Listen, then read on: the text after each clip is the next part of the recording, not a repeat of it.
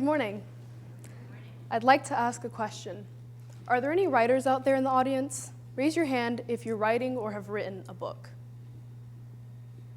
All right. If you didn't raise your hand, I'd like to ask you a rhetorical question. Why not? What's stopping you? Why wouldn't you write a book? There are many reasons that factor into your decision to write or not to write a book, and these factors become apparent when introducing oneself as a writer. Such an introduction is usually met with skeptical looks and a barrage of questions and statements like the following. Really? You're a writer? Wow, you look so young. How old are you? Really? What's your book about? Really? Why is the idea of a young person writing a book an idea that triggers this kind of reaction? I've been a writer since 2016, and I'm writing a fantasy book series now, the Arya and the Elementalist series. And I'm a teenager. Really? Why is being a writer something that receives this kind of reaction? Part of that is that the writer has become a stereotype. People believe that being a writer requires a publishing contract and stable finances and a variety of Poe-like personal traumas mixed in with stress and growing back problems. But you need none of these to be a writer, especially not the back problems. It's been said by writer Joseph Epstein that 81% of Americans feel that they have a book in them and should write it. As an article I once read on this subject by Justine Tal Goldberg pointed out, that's approximately 200 million people. Imagine that. So I repose my earlier question. If you're not writing a book, what's stopping you? Well, I've identified the three main things that keep most people from writing a book. The three things that keep us from exploring literature from the other side of the page. They are a list of protests that are frequently made against writing. Listen closely. You might hear a cause that prevents you or someone else that you know from becoming a writer. Writing isn't useful. I can't make anything from a book. I don't have time to write a book. I don't even know where to start, even if I wanted to. I call these three protests won't pay off, don't have time, and no idea, and I will teach you how to fight them. Writing isn't useful. I can't make anything from a book. These days, I've noticed a trend. Instead of encouraging people to explore the world of writing, there are an alarming number of articles going up with titles such as 5 Reasons Why You Shouldn't Write That Book and There Is No Book Inside of You. We see the push against writing everywhere. Writing books is said to be too traditional and outdated and, perhaps the most surprising of all, not useful.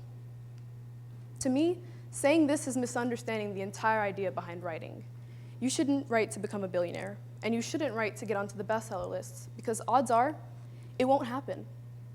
You wrote your book because it was your own idea, so in some ways, you write your book for yourself.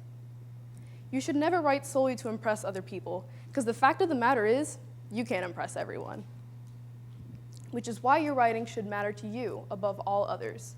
Your book should excite you. It should make you a creator and a thinker. And even if nobody else ever sees your work, and even if it remains unfinished, it should pay off for your character and your interests. Accepting that is how you can defeat won't pay off. I don't have time to write a book. I'm a student at the North Carolina School of Science and Mathematics, and I plan to go to college for engineering. This does not mean that I can't be a writer. So far, NCSSM has tested me, and it has tested me hard. There are many, many more things that get higher priority on my organization scale than finishing a book. These responsibilities range from attending student government meetings to just finding the time to eat lunch. But even with these responsibilities, I persevered in my writing. I finished the second book of my series at school, successful after months of scattered work. The process was slow and irregular, but I worked on it whenever I had time, and that is how I was able to eventually get it finished. It was less of how long it took me to get there, and more of, wait, will I ever get there? I was able to get there, and I think you can too, whenever you have the time. Unfortunately, whenever I had the time is a misleading statement for many of us. Our lives often keep us endlessly busy. It seems like there would be no time for an activity like writing. So where do you put it in your day? A question. What do you do for your mental health? Perhaps you exercise or walk or listen to music. but it's entirely possible for writing to be your escape as well. Writing has been proven to be great for your mental health. An article in the HuffPost by Amanda L. Chan discusses the benefits of expressive writing. The activity has been linked with improved mood and stress levels, as well as a variety of physical effects. So take your idea and make it fun. If you're interested in what you're writing about, the work won't feel like yet another burdensome time commitment. Embrace this attitude, and you will have defeated don't have time. I don't know where to start, even if I wanted to. Every book, whether it's a smashing commercial success or not, begins with an idea. Well, fine, you say. How can I come up with an idea? Not all ideas are meant for books. I now give you the 3 questions of idea generating.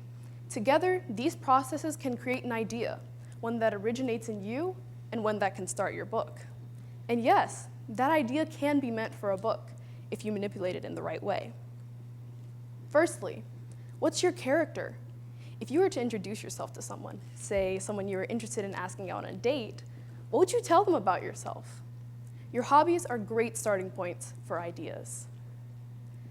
Secondly, what irks you? We love to talk about our problems. Why not write about them? More often than not, books have real impacts on the readers, and given the right readers, real impacts can be made on your topic. Thirdly, what are you passionate about? Take your activism to the streets and books. Spread the word, spread your word, and encourage others to do the same. Answer these 3 questions and bring your personality into play, and you may defeat no idea. In summary, writing requires trial and error, block and flow, setback and achievement. These paired obstacles are the reasons that we don't see teenage young adult fiction writers. It's difficult to make your ideas hit the page at all, so when you write even 1 sentence, you're soundly defeating that fact that you can't write. Writing is useful. I can make something for myself from a book. What I don't gain monetarily or in fame, I gain in skill and self. There is no proper time to write a book. It happens whenever it does, wherever it does. It doesn't matter how long it takes.